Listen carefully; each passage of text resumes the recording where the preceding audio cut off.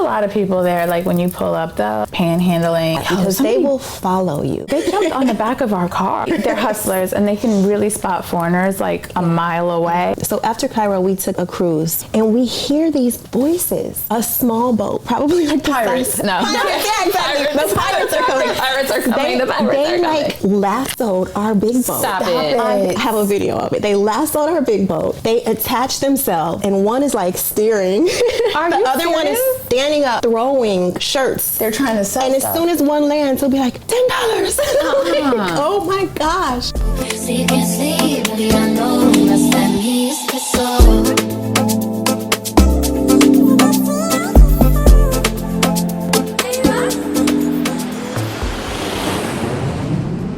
Hi guys, it's Caviar and Wings. Hi guys. For those of you that are watching, Kelley is off camera today in the producer chair, making sure we stay on time and on target. Absolutely. And we have a special guest with us, Ashley Joi. Hello, hello. Hi, Ashley. Hi, thank you for having me. Thank you for coming. Absolutely. We love that you're here with us. Tell the world where you are from, what you do, because, you know, we love to bring people from the world of entertainment, business, and sports onto the show so you can really learn about how their travel journeys, their relationship with travel. Basically, how can I pay for all of this nice, all these nice trips? Absolutely. My name is Ashley Joi. I am from Detroit, Michigan, born and raised. I am a former artist, a songwriter, music publisher. I am a real estate developer, investor, entrepreneur, author. All the Okay, things. Wow. All the things. I like the commas. I like a lot of commas, but really I like to stay busy. But being from Detroit, I feel like that is just so amazing. The energy in Detroit is like so incredible. It was an amazing upbringing, and it gave me such a good foundation to launch off and see the world. You know, any women I know that are from the D are like boss babes. So fly. So fly and out here doing all the things. It makes me feel like I don't have enough jobs. Like I need to add something to my resume somehow, some way. But we're so happy to have you here with us. Absolutely. And now you live in Miami. Miami, yes. I live in Miami now for the last 3 years. And you were telling me a crazy story about how she just like got a call from her husband one day and was like, so we're gonna move to Miami next week. He gave me 10 days notice. We were married in LA, had our kids in LA, my village was in LA, and I thought that was it for us. And my husband called me, he said, what do you think about Miami? And I'm thinking, you know, for the weekend, I'm like, yeah, that sounds good, let's do it. He said we have to move there by the end of the month. Wow. And we did. It was a business decision. We own a hydrogen water infused company. And the company went public, so business came first. And I literally had to pack up my whole household, my whole family in 10 days. That's crazy. And move to Miami. Kelley, do you think you could pack up your whole life in 10 days? Yeah, no. Sahar's been trying to get me to move down here forever. It's the place to be. Miami is definitely the place to be. Yeah, okay. It's a lot of fun here. And there's no state income tax. That part. That part. Does that matter when everything else is expensive as hell? It matters. It matters. Oh my It still gosh. matters. It still matters. Yeah. California tax would have eaten us up alive. Yeah. Wow. Yeah, It's kind of crazy out there. It's kind of crazy. Tell us about your relationship with travel, because we all have different journeys of like how we got to see the world. Like, how many countries have you been to? Gosh, at this point, I just wrote it down for my kids, and my son is 7 years old, and he's at 22. It's crazy. My daughter is 5 years old, and I want to say she's at like 17 countries now. Wow. And it's so funny because my daughter, her due date was August 13th, and my husband's birthday is September 4th. And he told me sometime in July, you'll get to know my husband's personality throughout this interview. He said, listen, we're gonna need to have the baby early so she can get her passport so you guys can join me in Tokyo for my 40th birthday. And I'm like, what do you mean have the baby early? I'm like, why is this an option? I'm pregnant. That's crazy. We talked to the doctor about you the really date. went Stop it. Let me tell you Said, hey, can we move our date? It was his 40th, and he took 30 of his friends to Tokyo. It was like a big deal, and me not making it was going to mean nobody made it. So we actually induced my labor. Wow. Okay. My daughter was born on August 1st. And by the time of her original due date, her passport was already in the mail. We have her propped up in her little passport picture. She was like a few days old, but we got her passport in time for her to travel with us. So her first trip was at a little under 4 weeks old. And we took her to Tokyo for 10 days. That is so. I mean, Well, how did you feel though? Like physically? I was in a fog. I don't even think I took medicated. pictures that trip. I was nursing. It was just, I was happy to be there, happy for my family to experience it. Yeah. But I've been to Tokyo before, so I've gotten the vibe and I love it there. But that trip, I definitely was just not present.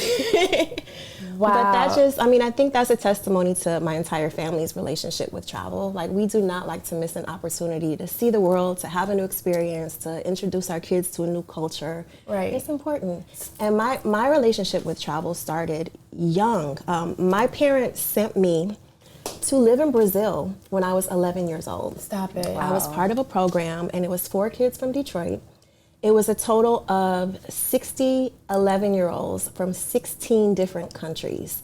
So we had Germany, Costa Rica, Brazil. We all came to São Paulo, Brazil. Wow. And it was a summer camp.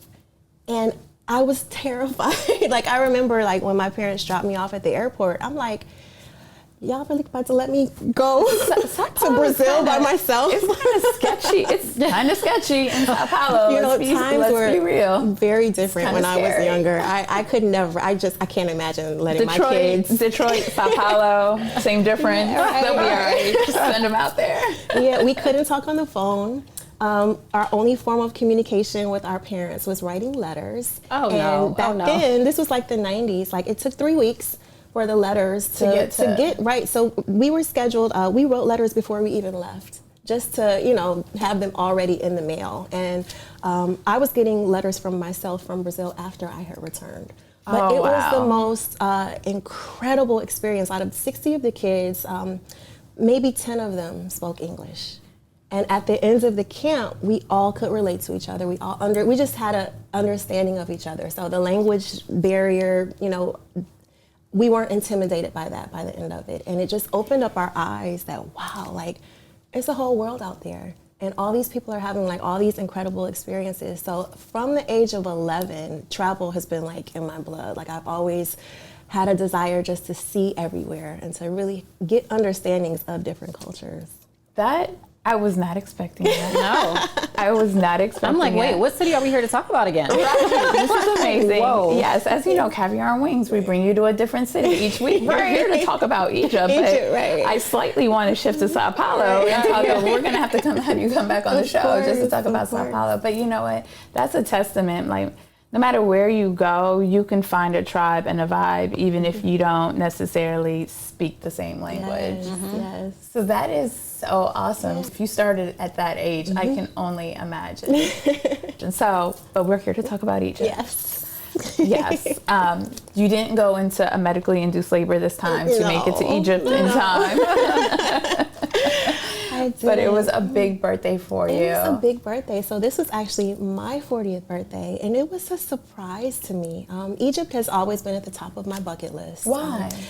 I just have always had a fascination with the history of it. Just it being one of the only ancient sites that you can go and is tangible. I feel like it's so much power there, and I've always been drawn to it. I've studied the temples, I've studied the high priestesses, I've studied, the deities, and it just has always had a place in my heart. When I got pregnant with my son, I had this overwhelming need for an ankh. And I had one made. I had this made, and I wear it all the time. And I didn't know then what the connection was, but my understanding of it now, it represents eternal life. It represents divine love. It is the femininity, and it's the flow of the world. So since I've had it, it has gained so much meaning for me. But Egypt was definitely a top of my list. I had to get to the pyramids, and my husband surprised me for my 40th birthday. We took 30 of my closest friends. Nice. Well, why aren't we taking 40 though? Like, How did Caviar and Wings get on the invite list? Listen, let me tell you something. I tried to invite myself lightweight to this trip because we have mutual friends who were on that trip, and I was like, so, you know, it's around my birthday too. You think they have room for Oh, one when is your more? birthday? Are you Sagittarius? December 4th, yes, Sagittarius. Yes. So Sagittarius love is strong here. Yes, yes. December 4th, December 6th. I love it. Yes. So we'll actually have to do we'll make up for it. Birthday trip. Birthday trip. Yes. Birthday trip. Deal.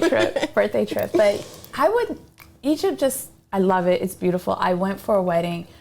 The only thing I can say is that I didn't get an opportunity to try all the different restaurants and stuff like that because I was there for a wedding. It was like this strict itinerary. I did see the pyramids, I did in the Sphinx, but I did not see what is it to see? The Nile. The Nile. Yes. And you guys did a whole cruise on the Nile. Yes, so we started in Cairo. We spent the first 2 days in Cairo. We stayed at the Four Seasons, and we did all of the tours there, the pyramids, the Sphinx, which is absolutely beautiful. Oh, it's incredible. There's a lot of people there, like when you pull up though, that are like panhandling. Oh my gosh, it's like they warn you about that because they will follow you. They will follow. They jumped on the back of our car. Follow you where? Follow you where? Wherever you're going. Wherever they're going. Yeah, they'll compliment you. They'll, oh, beautiful, beautiful. They are they're hustlers, and they can really spot foreigners like a mile away. Yeah. And if you make the mistake of giving one person money, they come flocking. It's like a problem. So they tell you don't give anything to anybody. Yes. We literally had someone like jump on the back of our car trying to get money. So after Cairo, we took a cruise. We had a private boat that all 30 of us, we cruised from Cairo down to Aswan. Okay. Yeah, and it was incredible, but we were playing cards one night. We're just like up on the deck cruising the Nile, and we hear these voices. And I'm like, we're in the middle of this big river, like what is going on? A boat, a small boat, probably like the Pirates. size. No. Yeah, exactly. The pirates are coming. Pirates are coming. The pirates are coming. Like lassoed our big boat. Stop it. I have a video of it. They lassoed our big boat. They attach themselves, and one is like steering. The other one is standing up, and he's throwing shirts or like garbs or blankets. They're trying to sell And stuff. as soon as one lands, he'll be like, $10. Like, oh my gosh. So yeah, Wow. we have people No, we like need that attaching video. themselves to our boats. It was The insane. fact that they were trying to sell you stuff from another can't. boat, that's From a crazy. pirate. I'm like, We had a Did you buy similar anything? situation. a couple people did. A couple people people bought stuff. did. My mom's fiance was with us, and we have a video of him arguing $5, How do $10. you throw the money back over? Yes.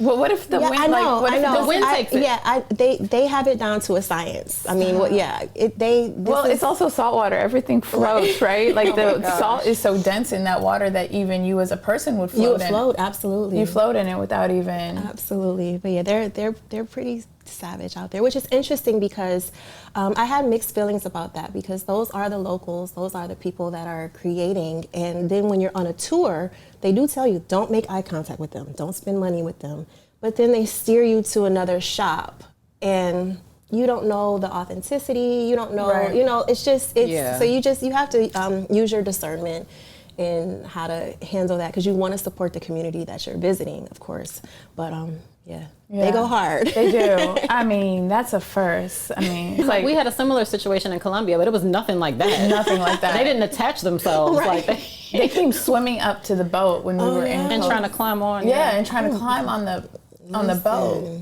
That's their for opportunity. money. That's their only opportunity in the whole day. That's it. That's their moment to eat, maybe. You don't know. Yeah, and that's really the sad part because even when you want to give something, they warn you so much not to that it's like, I want to help, but Right. like, look, I'm not trying to be swarmed by you guys. Like, it might be a little tricky.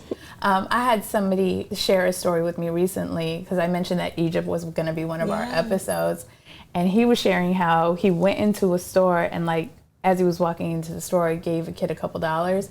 By the time he came out, he's like, we couldn't even pull off in our car. There were so many people, young kids that swarmed around. Yeah. That's insane. It's absolutely insane. So you guys stayed on the boat the whole time? How'd you get there? Like, because that's a journey just getting there. It's a journey. So we, my husband bought a jet a few years back. So we usually fly. So that's one way of doing it. Just buy a jet. Just buy a jet. Just buy a jet, light work. You know, we don't have it anymore. We have since sold the jet. But during that time, we fly private, and we're able to bring a lot of our friends and family. That's why we travel in big groups, because we're just able to pack everybody on the jet. And we go. Okay. Yeah. All right. Well, you know, that's one way to do it. That's one way to do it. What's the hard? How did you get there? I did layovers and used points and to book, I think, more than multiple airlines just to make sure I could at least fly their business. Because it is a long journey. It's a long journey. It's a long journey getting there. There are pros and cons to flying private certain places, because we flew into Cairo and, you know, we sailed down to Aswan, which is deep into Egypt. And no jet wanted to, like, the pilots didn't want to fly into Aswan. I think when you land at certain airports, you expect like certain mechanical things to be available to you in the event that your plane needs servicing. No pilot wanted to come pick us up. Nobody wanted to come get us from Aswan. And I'm because of it being dangerous? Just because of the location, and I think because of the function of that airport in that city. I don't think that it was equipped in case anything happened to the plane. You never know when something lands, if it's going to need a certain type of servicing. Yeah. And it was so crazy because, you know, after the trip was over, you know, everybody's leaving, flying back to Cairo, and our core group that flew together, we were still on the boat. I think we extended like 2 or 3 days. Because no pilot wanted to come back and get us. And we wound up having to fly from Aswan to Ireland. Stop it. From Ireland to Miami, and we actually had to like stay a night in Ireland, which was snow. It was freezing. It was the middle of December, so we're all like coming from Egypt and all of our linens. And we stopped in Ireland like for just enough time to like go to a pub, like have like Jameson, like have like a, you know, we had a real Irish experience, and that was actually that's not a bad layover. You know, it was really nice. It was very unexpected. I had my kids; they had on all 4 of their pajamas. Like we were all like layered. That's funny. But it was spontaneous and it was fun. Yeah, but there are pros and cons to that, because. Well, hold on. So you guys didn't book the way back before you got there? Well, I'm just. This is my husband's spontaneity. Just a question. We were scheduled to go to Abu Simbel. I'm gonna have to check the pronunciation. Yeah, we'll throw that on the screen. Yeah, okay. There, right? We're gonna go there. Yeah. And we didn't, and we would have flown back to Cairo. Okay. But instead of flying back to Cairo, we thought it would be simple to fly from Aswan. No. So as we're sitting there watching the days go by, we're like, okay, this isn't gonna work. This isn't gonna work. Yeah, I did Cairo and Alexandria, which was beautiful. Yes. You guys stayed on the boat the whole time? Well, the first 2 days were in Cairo, and then yes, we did the boat. So we stopped, and we actually flew from Cairo to Luxor. So we boarded the boat in Luxor. Okay. And we stopped at every little temple and point all the way down to Aswan. So that was wow. Yeah. Where'd you stay in Egypt when you were actually we in stayed Cairo? We stayed at the Four Seasons in Cairo. Yeah. Oh, this whole thing? Just the Four Seasons? Just the Four Seasons. You know what? We were warned about the food. I know you mentioned restaurants. Yeah. We were warned, like, do not eat at local restaurants. I have a lot of people that have traveled to Egypt, and I feel like someone in every party has always gotten sick. And I'm like, that's the worst, to not feel good and have stomach issues when you're traveling. So we, the Four Seasons was highly recommended for their food, and then we had chefs on the boat. So we never got to experience like local restaurants. So that's all I experienced. Oh, how was it? So I was there, you know, one of my best friends is Egyptian, and it was her brother's wedding. And so, you know, super close with the family. So she you didn't get sick though, did you? I didn't. But, you know, I got a third world stomach. Let me be clear. Like, yes, you do. I'm from Iran originally. I eat it all. Like, I've seen goats slaughtered in front of me and cooked in front of me and all of that, and ate it up. Like, I wasn't a fan. I was actually traumatized by it. But nonetheless, I have a third world stomach. So I didn't personally get sick. But yeah, they warn people about that. Yes, all my the brother-in-law had squab. Oh, And squab is good. no. he ordered it, and we're just like, and then it came, and I'm like, well, what is squab? Squab is pigeons. Yeah, well, people always used to go to, what is it, Mr. Chow's, and they use squab for the little, what is that, the little lettuce wraps they used to do? Is that squab? It used to be squab. I don't know if it's still squab. Yeah, I don't think you should call it, in America, it's pigeon. You just gotta call it what it is. It's pigeon. I mean, pigeon is good. It tastes like chicken. Okay. Everything tastes like chicken. Everything tastes like chicken. So if you're ever in Egypt, try some squab. So he didn't like it. He loved it. Oh, it was bones. great. He ate the whole thing. He loved it. I couldn't eat for the next 2 days because my God. just the idea was like.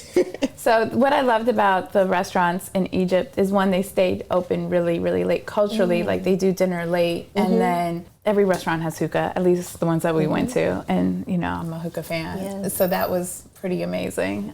They don't have the no smoking rules that apply here stateside. So would you go back? I would definitely go back. Yeah? I would go back in a small group.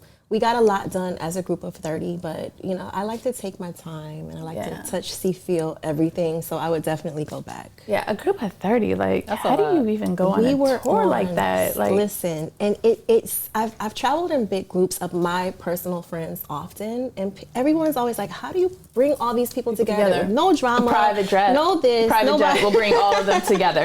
Like it's just it's so seamless and it's so effortless. Like I'm so blessed that like my group of friends, everybody loves each other, everybody gets along, everybody makes new best friends, everybody leaves. That's amazing. Just knowing that my circle is an extension of their, That's half the battle right there, because getting people to get along is not easy. Yeah. It's not easy. So it's amazing when it works out. It's amazing. Yes. It's amazing. It It's does. really good energy. So what else do you have planned for 2025? Oh my gosh. For 2025. Like so, what's on your wish list for 2025? I really want to do Shanghai. I have not. I really don't know much about it. I just know it's so beautiful, and I want to see it. I want to lay eyes on it. So that's on my wish list. We're gonna figure out how to work that into the schedule. But we just got residency in Dubai. Wow. Dubai is the wave, man. Yeah, we got me and my husband got engaged in Dubai, so it's like a special place for us. But just recently we got residency there. So what drove the desire to get residency in Dubai? I think that Dubai has been building so fast that just a lot of foundational things, like we're in the entertainment industry. They sought out my husband just to fill in a few gaps in terms of building their foundation there in the entertainment industry. So for us, it's like business opportunities to grow and bring things that we have in America over there. So I'm looking forward to that. That's going to be really, Well, really we'll come exciting. visit. Please do. I would love to do a Dubai episode in Dubai. In Dubai, right? In Dubai. Yes. Dubai is a lot of fun. Maybe, there's some nice single men out there. I'm sure. We can Are cross. there? Well, you know what? I actually recently read something, we're getting off topic with Dubai, but that's okay, that they have the lowest percentage of single people in Dubai respective to like other countries in the world. Interesting. Which, I mean, you can look at that like they value relationships. Yeah. And they do not. Because, I mean, they be having multiple wives and stuff. Yes, they do. They do. But, they value multiple wives as long as you're okay with that. If you're okay with it. If you're okay with that. As long as you treat them all the same, that's the key. They all get a big house. They all get the, Rolls. They all get the, Maybach. Everybody gets one. Everybody gets one. You get a Birkin, you get a Birkin, you get a Birkin. So what's your biggest pet peeve when you travel? Being late. Well, late to what, though? Let's be specific. You're Late to the airport? Usually my pet peeves involve what other people are doing that's pissing me off. Not myself. Not late to the airport, because I'm a type, even when we fly commercial, I'll slide in at the last possible second. I hate sitting in the airport. Likewise. Yeah, so not late to the airport. But I think... And we're neighbors, so if my flight is at 9, since we're neighbors, I leave at 8. What time are you leaving? I might leave at 8:15. Okay, all right. Yeah. You win. Now Sahar pushes it. I'm shocked to hear somebody push it further than that. Because I push it to the limit, and sometimes I'm like, why do I do this to myself? Because it's the worst to just sit in the airport. It is, but what else? What's even worse is when you pull up and you see that, because TSA security, even pre-check, is like so long in Miami airport. Sometimes it's like, man, I just got to go cut in front of all these people. And I know the TSA that works the security is like, this girl's always coming in late and always cutting in front of everybody. I don't like to rush and be frazzled. I met her in Miami on a layover, and she pulled up to the gate at the last second, and she's like, oh, I want something to eat. I want this, I want that. I'm like, well, you're out of time, bro. We be holding hands like, we'll make it. It'll be all right. We'll figure it out. There's other flights. Yes. So you don't like being late, well, too? I just like to make the most of the city that I'm in. I like to do all the stuff that I can't do someplace else. So I know sometimes I'll be with people and they're like, let's go to the movie. I'm like, we can do that back home. Like, I like to be super adventurous, and I like to do the things that are of the culture. Unique to that destination. Exactly. I wish somebody would ask me to go to the movies when we're on a trip. I'd be like, I don't even go to the movies at home. There's no I love way. the movies, but I don't want to go to the movies in Egypt. No. That's crazy. Yeah. That's crazy. That's absolutely crazy.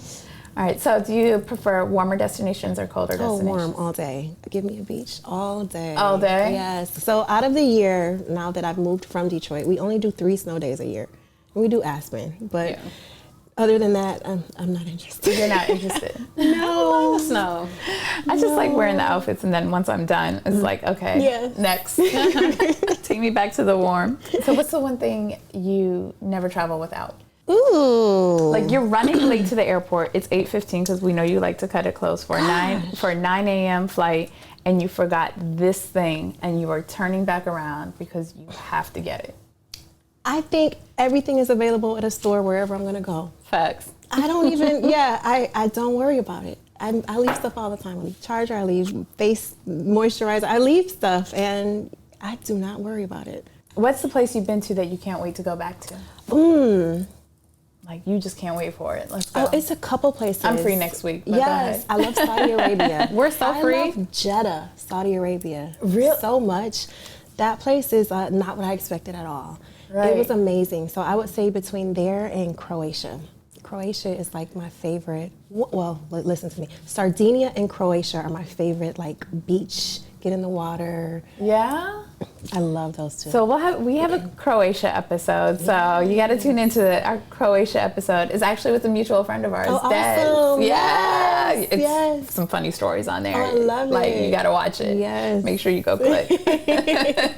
Yeah, some real interesting on the water. Yes, Again, yes. sailboat, not for 30 people, but for 4. But it was definitely a good time. Saudi is so high on my list. Yes. I am hoping to check it off this year. It is what they're doing over there is amazing. to attract tourism. Yes. Is absolutely stunning. You heard it here first. You will have Saudi on your list before you know it if it's not already on there. Yes. Like, it's amazing. It's nothing like what I expected. I've heard of, the Middle East and Saudi Arabia. I just feel like we have been misled in terms of how we view different cultures. And when I got there, it was nothing like what I expected. Yeah. I loved it. Yeah, I can't wait. I can't wait. What's your favorite city to go shopping in?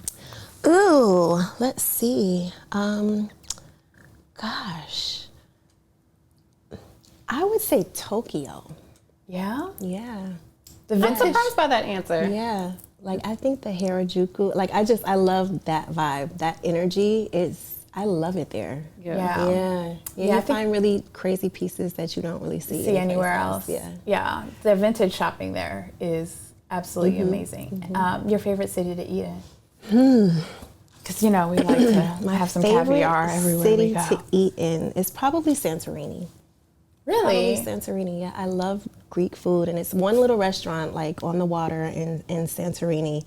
And everything is like put in this grill, one grill. Everything goes in one grill. It comes out tasting 50 different ways, but it is so incredible. Nice. It's one of my favorites. Do you remember the name You'll of have to tell us what that is. We're going to throw it on the screen. Yeah. Figure it out. Because that sounds amazing. That sounds amazing. Yes, I'm going to have to look at it on Google Maps. I'm going to have to find Find it. it. 'Cause I know where it is, but I don't know the name of it offhand. Oh, okay. Yeah. All right. So what's next for you? Like, in this, like, you're such a busy woman. What's next? Like, so I just recently wrote a book called Financially Fly, Mastering Money and Wealth for Women. I love that. And it's just financial literacy and empowerment for women. And I just came out with a line of affirmation cards. I love because that. I'm big on treating yourself well and talking to yourself kindly and just putting out the energy that you want to receive. So I have affirmation cards that are daily affirmations, and then I have financial affirmations. Ooh, I probably need. I need the financial ones. I brought for you. Thank you. Oh my God, I definitely. gifts. We love gifts. I definitely need. Make sure Amazon. Look at It's that on cover. Amazon. Amazon. Click. Yes. Go buy. And the whole premise of the book, I mean, it is a book about finances and financial literacy, but I want people to achieve their goals and take the trip. I'm not saying like budget, don't do this. I think people should really just plan and structure. Plan for the trip. Don't be so impromptu, Are you the planner? Not with the trip. I'm spontaneous on the trip, but I'll plan with the money. Not mad at that. I'm not the planner either, girl. Kelley is not the planner. I'm the one. I like to show Wait, do you up. have an itinerary? Yes. Okay. We have an itinerary, and especially with Caviar and Wings now, we always want to make sure we're optimizing our time on the trip, so that we can share like with our audience like as much as possible. Course. So it's a lot planning. Yeah. But it's fun, and for the audience, all you got to do is subscribe, like, and follow, and you'll get all the work we did brought right to you in nice, easy Click of a clip button. notes. Click of a button. Click of a button. And in our descriptions too, we include links and everything to a lot of the places we go to. So make sure you check that out as well. You're spontaneous on the trip, but you like to maximize your time. You're not sleeping in. Are you getting? No, I'm up early. I'm up with the sun. I want to see the sunrise in different places. I'm with that. That part. You have to catch me on the back end. I don't think I've I'll seen. take a picture. Thank you. Yes, appreciate that. I don't see sunrises too often anywhere, for that matter. I'm not a morning person. But we'll get up for that 5 a.m. flight. Yes, right? I will get up for that 5 a.m. flight. Well, thank you so much. Oh, thank you so much for having me. I love to share this. I'm passionate about travel, so I'm so happy that this love was. it. So we'll have to have you back. Yeah. Before we go, so many people get so apprehensive sometimes about traveling and going into new places, and like going to Shanghai for me is even sometimes I feel like a stretch. It's so far removed from, and I I'm from a third world country. I've lived there. I know what it's like to kind of really like be in the, I don't want to say be in the dirt, have goats slaughtered in front of you and like just like being really humble with what's available to you and just how how people in different countries live, and how it's not as posh as and luxurious as some of the things that we have here stateside. What experience in your life made you comfortable enough and confident enough to go in and be this adventurous and want to try all these places? I think it was the trip when I was 11. I think that's such a critical age. I was able to understand that the world was bigger than my block and my immediate circle back home. And I just think from that moment, I had a desire. I was like, it's more out there. And when I came home, I remember all my friends in the neighborhood that summer, like they just were in the neighborhood. And I recognized at 11 that I really had an opportunity. I was blessed with an opportunity, and this was like an advantage in perception. Right. So I looked at it like that from a young age. So I think it was that. Yeah, that's so awesome. I'm so glad your parents did that for you. Yeah, me too. I can't believe they did. Yeah. But I'm grateful. Yeah, that has me ready to ship Justin off. I'm over here thinking about where he can go now. All right, thank you so much for sharing your stories. We're going to have to go on an actual trip, maybe Dubai. Yay. I'm not mad at that at all. And bring more stories to our audience, because I'm sure people would love to hear more about all the travels you've done and places you've been to. Absolutely. That'll be amazing. So thank you so much. Thank you. Ladies and gentlemen, Caviar and Wings, make sure you subscribe on YouTube, follow us on Instagram, we're on TikTok, X. Kelley, where else are we? We're on all the things. We're on We're Snapchat. on all the things. We're on all the things. So make sure you click subscribe, follow, like. You'll get all the details you need for the next trip you're planning, and you will have so much fun. All right, until next time, bye.